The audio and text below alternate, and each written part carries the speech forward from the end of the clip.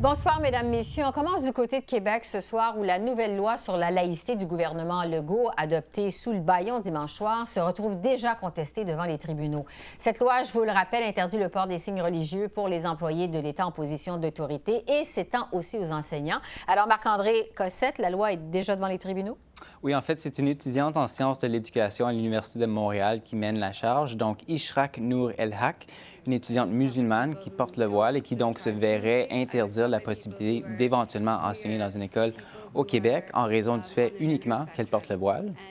Elle a donc intenté un recours judiciaire aujourd'hui contre cette nouvelle loi controversée. Et elle est appuyée dans ses démarches par deux organisations, donc le Conseil national des Canadiens musulmans et l'Association canadienne des libertés civiles. Ces organisations ont tenu un point de presse cet après-midi à Montréal pour dénoncer l'adoption du projet de loi. Et donc, on écoute Boshra Manaï, porte-parole du Conseil national des Canadiens musulmans. Pour une société qui souhaite être une société distincte et améliorer, dans le fond, la place du français dans notre société, il est regrettable de devoir se passer de personnes formées au Québec, formées dans les universités québécoises, formées par des enseignants québécois.